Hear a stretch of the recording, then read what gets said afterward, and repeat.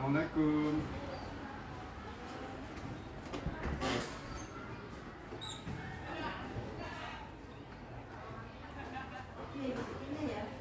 Di situ apa di? Tiga. Assalamualaikum warahmatullahi wabarakatuh. Waalaikumsalam warahmatullahi wabarakatuh. Ini pangapunten, saya di sini dalam rangka memberi tugas untuk mengikuti ATS Award. Untuk ke sana ada beberapa pertanyaan yang saya jadikan sebagai sumber dalam penulisan ATS Award. Jadi yang pertama mengenai tujuan saya ke sini nanti adalah untuk memahami kebijakan dan prosedur sekolah dalam penanganan siswa putus sekolah. Kemudian nanti yang kedua menggali informasi sejauh mana penanganan mengenai siswa yang diidentifikasi putus sekolah. Kemudian nanti yang ketiga saya mohon nanti dukungan panjenengan dan rekomendasi panjenengan kader saya untuk mengikuti home visit ADSO. Ya. Nah, kita mulai dari yang pertama, Bu. Ya, okay. Yang pertama, bagaimana ya mekanisme pemantauan kehadiran siswa di sekolah ini? Iya. Siswa di sini setiap harinya kan kita masuk KBM kan jam 7. Jadi anak-anak juga terutama Bapak Ibu piket ya. Jadi Bapak Ibu piket itu berada di depan. Kita menyiapkan 5S, senyum, sapa, saling itu. Kemudian kita lihat kalau lebih dari jam 7 nanti pintu gerbang kan masih ditutup. Anak-anak yang terlambat kita sendirikan sehingga nanti yang terlambat langsung masuk ke musola. Mereka pada umumnya kita data sama guru BK didata. Dan nanti yang terlambat itu langsung menghafal Al-Quran. Jadi anak-anak yang terlambat kita biasakan budaya akhlaknya biar meningkat, disiplinnya meningkat sehingga tidak terlambat lagi. Karena pada umumnya anak-anak yang terlambat inilah yang berujung nanti kalau di sekolah di kelas itu mereka kan malas masuk sehingga menjadi putus sekolah dan kemudian nanti kemungkinan juga tidak melanjutkan. Ujungnya ya dari anak terlambat ini. Untuk itu pantauan pertama adalah anak-anak disiplin dulu. Kalau sudah disiplin itu ada buku ya, jadi buku catatan terlambat siswa, buku penanganan kasus. Jadi anak-anak yang sering tidak masuk juga dipantau oleh guru BK. Penanganan pertamanya seperti itu. Kemudian nanti juga didata anak-anak yang sering tidak masuk lebih dari seminggu. Bapak Ibu guru BK dan wali kelas akan home visit datang ke rumahnya masing-masing. Jadi tidak hanya anak yang menjadi didampingi tapi juga orang tuanya didampingi sehingga nanti tidak sampai putus sekolah.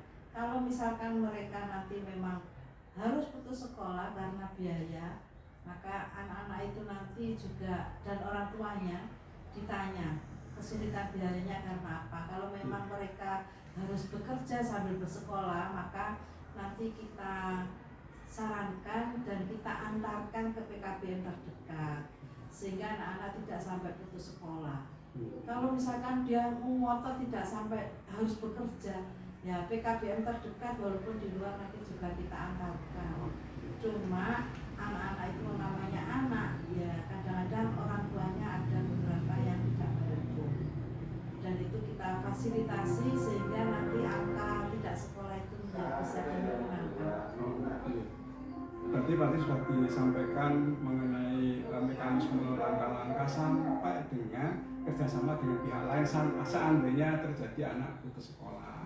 Kemudian yang kedua terkait dengan keberadaan siswa-siswi SMP 2 Kepung ini, apakah bisa panjenengan memberikan gambaran umum tentang siswa yang terancam putus sekolah? Siswa yang terancam putus sekolah itu di SMP 2 Kepung itu pada umumnya karena mereka keluarga yang broken home. Ya, yang pertama broken home, kemudian orang tuanya tidak ada di rumah, ikut neneknya, sehingga perhatian. Jadi utamanya itu kita dekati secara hati ya. Kita dekati dengan personal, secara personal kita dekati, kita dampingi, kita bimbing, jangan sampai ada putus sekolah di tengah jalan. Ya kita berusaha maksimal itu. Jadi Bapak Ibu guru BK, bahkan Bapak Ibu guru BK atau wali kelas ada yang menjemput siswa. Jadi anak-anak itu dijemput, didampingi sampai mereka mau ke sekolah. Ya pada waktu berangkat itu. Kemudian kalau mereka kadang-kadang sampai guru BK itu datang ke rumah pada waktu ulangan, anak-anak itu tidur. Lain anak-anak inilah yang menjadi putus sekolah itu di sini. Tidur, tidak mau ke sekolah, dijemput, ulangannya diantar ke sekolah lagi, sampai seperti itu. Perjuangan Bapak Ibu guru. Oke. Ya, Terima kasih Bu. Tadi sudah disampaikan mengenai gambaran anak awalnya putus sekolah, kemudian juga langkah-langkah yang bisa dilakukan oleh BK, oleh wali kelas untuk melakukan pendampingan agar tidak sampai putus sekolah. Kemudian juga terkait dengan faktor dominan yang menyebabkan anak putus sekolah tidak disampaikan panjenengan.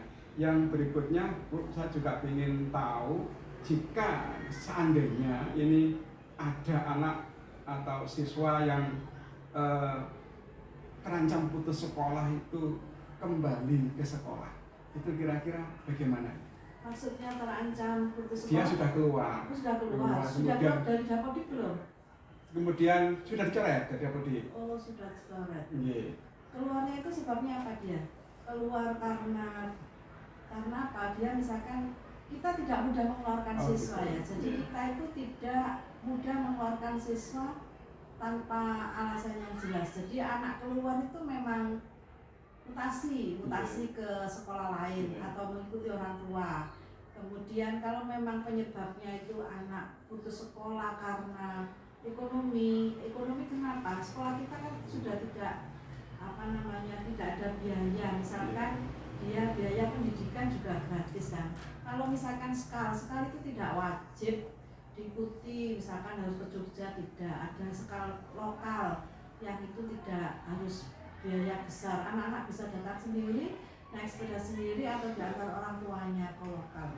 Jadi alasan tidak sekolah karena biaya itu karena apa? Itu harus jelas.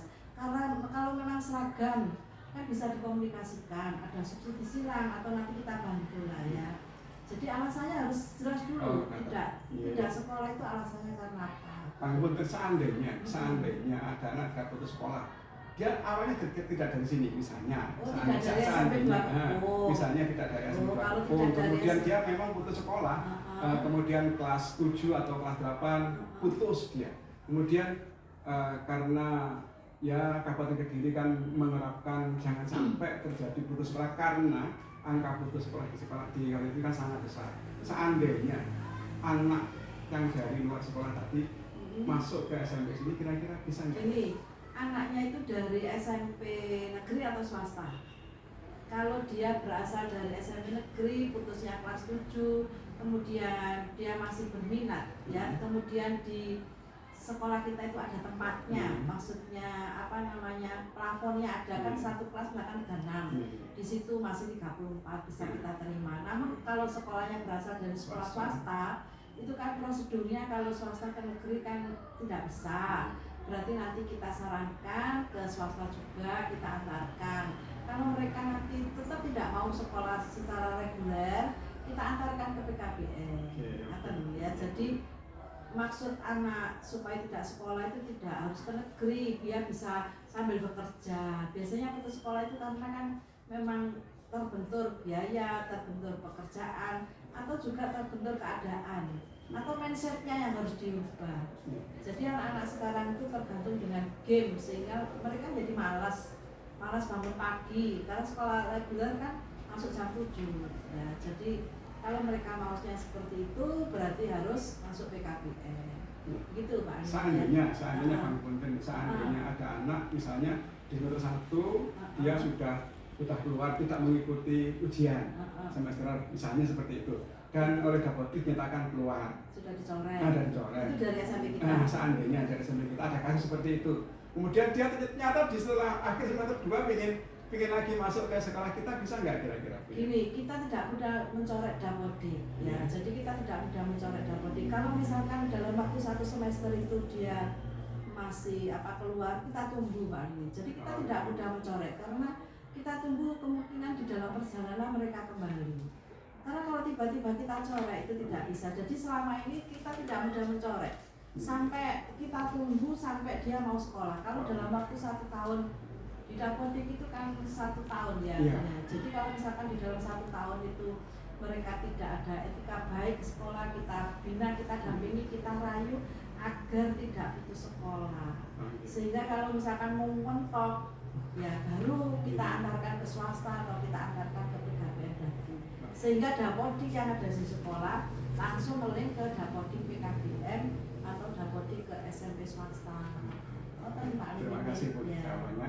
Kemudian yang berikutnya terkait dengan hambatan dan rintangan institusional atau kelembagaan terkait dengan penanganan anak tidak sekolah Bu. Jadi menurut panjenengan hambatan terbesar apa yang dihadapi oleh sekolah dalam mencegah dan menangani anak tidak sekolah? Ya, hambatan terbesar itu justru dari anaknya sendiri. Karena kalau orang tua itu jauh, tapi kalau misalkan anaknya itu minat, nanti tidak akan menjadi hambatan. Semua itu kembali lagi pada personal siswa. Ya, jadi personal siswanya seperti apa?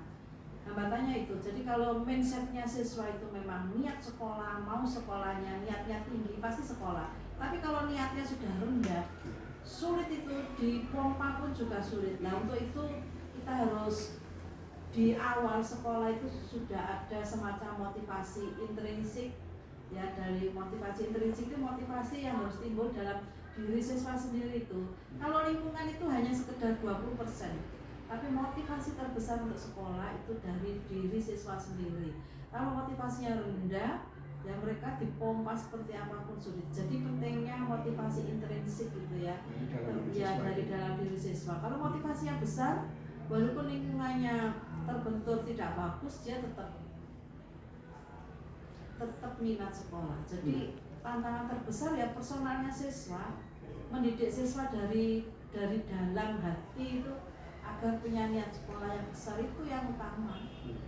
Ya, nah lingkungan yang membentuk. Jadi seperti di SMP 2 Keto itu ada sholawatan yang anak-anak pulang sampai pagi-pagi, itu juga lingkungan eksternal yang kurang. Sebenarnya bagus sholawatan, tapi kalau dimaknai dengan sikap siswa yang harus tidur, ya tanggung jawab sekolah, dan tidurnya kan tidak boleh sampai jam 3 pagi baru tidur, itu kan kurang bagus itu nanti. Oke. Ya, dilanjutkan Bu, masih terkait dengan hambatan dan rintangan institusi. Apakah ada kebutuhan kebijakan atau fasilitas tambahan dari dinas atau dari pemerintah daerah agar anak-anak yang putus sekolah ini bisa diminimalisir? Ya, sebenarnya di dinas sudah mengambil beberapa kebijakan. Contohnya itu ada SMA boarding school ya. Jadi SMA boarding school itu dikhususkan bagi siswa-siswa tidak mampu, sehingga anak-anak nanti yang tidak mampu dan memang pintar kan bisa masuk ke sekolah ke sana. Itu pemerintah Kabupaten Kediri mengusahakan itu, dan di sana banyak beasiswa kan. Ya, juga ada sekolah rakyat. Ya, sekolah rakyat itu juga difasilitasi untuk mereka yang kurang beruntung gitu ya, sehingga semuanya bisa menikmati pendidikan dan memutus jaring kemiskinan ya, sehingga nanti kalau anaknya sukses kan ada saudaranya berhasil, jaring kemiskinan itu nanti juga terputus ya. Kalau jaring kemiskinan terputus, sehingga nanti semua masyarakat sejahtera ya, seperti itu. Oke. Terima kasih Bu. Terakhir bagian terakhir tentang harapan dan rekomendasi strategis nanti yang bisa panjenengan berikan agar anak-anak yang tidak sekolah itu menjadi semakin sedikit atau bisa diminimalisir. Apakah harapan panjenengan terhadap program Home Visit ATS UPN ini agar ini bisa program Home Visit ATS bisa berhasil? Harapannya apa? Ini saya minta tolong kepada Pak Alimid dan guru BK khususnya ya. Jadi nanti tolong anak-anak yang tidak sekolah itu didata, terutama di Kecamatan Kepung. Di lingkungan kita ini terbanyak di Kabupaten Kediri. Nanti didata, kemudian kita mengambil sikap ya, kita petakan anak yang tidak sekolah itu usia berapa, mereka mau melanjutkan ke SMP atau ke SMA. Jadi kita melanjutkan ke KBM-nya itu kita arahkan ke jenjang SMP atau SMA itu harus jelas. Kalau mereka nanti tetap tidak mau, ya kita arahkan bahwa pentingnya pendidikan ya, pendidikan dasar itu penting dan pendidikan menengah penting, karena kalau tanpa pendidikan nanti kehidupan seperti apa kalau mereka menjadi beban masyarakat ya. Yaitu jadi saya harapkan nanti Pak Alimin itu setelah UVZ mendata kemudian juga menindaklanjuti yang tidak sekolah ini langsung diarahkan ke PKBM. Kemudian kendalanya apa ditulis, kesulitannya apa ditulis, dan kita beri pencerahan lah sehingga mereka itu tidak takut untuk sekolah lagi. Kemudian ada gambaran bahwa setelah ke sekolah dengan ijazah SMA itu mereka bisa bekerja. Ya, paling enggak itu, karena sekarang ijazah SMP juga agak sulit ya mencari pekerjaan. Kecuali mereka anaknya sultan. Ya, pada umumnya anak-anak yang putus sekolah ini bukan anaknya sultan, makanya justru malah dari broken home. Nah ya, makanya harus diberi pengarahan, diberi kekuatan batin bahwa mereka harus sekolah paling tidak lulus SMA, sehingga mereka nanti bisa bekerja dan bisa memutus rantai kemiskinan ini. Ini yang terpenting Pak Limin, jadi memutus rantai kemiskinan itu dengan cara apa? Dengan sekolah. Ya, dengan sekolah akan merubah kehidupan menjadi lebih baik. Ya. Perkara nanti diterima di pekerjaan atau tidak, dengan sekolah itu pasti membuka wacana. Dia mau berusaha keras, belajar keras, berjuang keras, kemudian bekerja. Bekerja itu ranah Gusti Allah, kalau besar kecilnya hasil itu ranah Gusti Allah. Tapi mereka sudah ikhtiar lah. Terima kasih Bu. Yang kedua Bu, terkait dengan harapan dan rekomendasi. Kira-kira rekomendasi apa yang bisa panjenengan berikan untuk pendekatan home visit yang efektif dan efisien? Harapan saya khususnya yang anak di SMP 2 Kepong ini tidak ada yang putus sekolah. Ya, kita merekomnya bahwa nanti paling tidak anak-anak yang dari SMP 2 Kepong khususnya itu nanti kita antarkan ke PKBM. Ya, yang putus sekolah kita antarkan ke PKBM. Penjenengan tanya kendalanya itu apa. Kalau kendalanya biayanya sebesar berapa? Ya, kita nanti carikan solusi bersama gitu ya. Kita carikan solusi bersama. Berapa sih sebenarnya yang dikehendaki di PKBM itu, berapa yang harus dikeluarkan. Terus anak-anak itu kekuatannya berapa. Kalau memang tidak kuat sama sekali, nanti kita carikan solusi bersama. Oke, terima kasih. Ya. Kemudian yang terakhir terkait dengan harapan dan rekomendasi, bagaimanakah sekolah dapat terlibat dalam tindak lanjut pasca nanti setelah anak-anak, misalnya ada anak putus sekolah kemudian bisa masuk ke PKBM atau mungkin kemana lah Bu. Nah itu bagaimana kira-kira pengawasannya setelah itu, jangan sampai nanti itu putus lagi. Itu kembali lagi ke personal ya. Orang itu kalau personalnya memang tidak lihat sekolah itu wangel ya. Iya, jadi yang utama itu kita didik hati dan jiwanya dulu. Itu kita dampingi.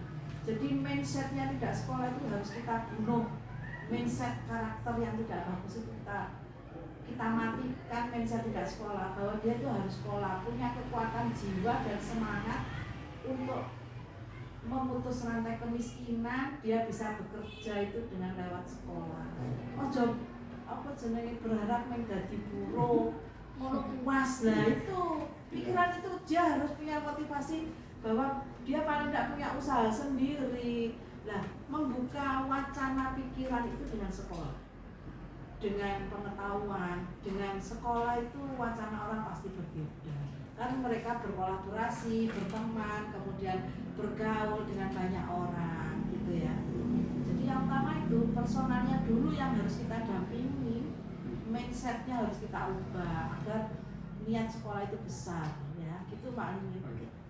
Terima kasih sekali Bu atas sedikit pencerahan, kemudian dukungan, rekomendasi yang diberikan. Semoga apa yang saya lakukan nanti bisa menjadi hasil yang maksimal. Saya kira begitu Oh, sementara iya, untuk iya. kesempatan wawancara pada Iya. pagi hari ini. Sekali lagi sampaikan terima Oh, kasih. iya, sama-sama. Dan saya sampaikan wassalamualaikum warahmatullahi Waalaikumsalam. Sukses selalu Pak. Semoga berkah. wabarakatuh. Ya, amin.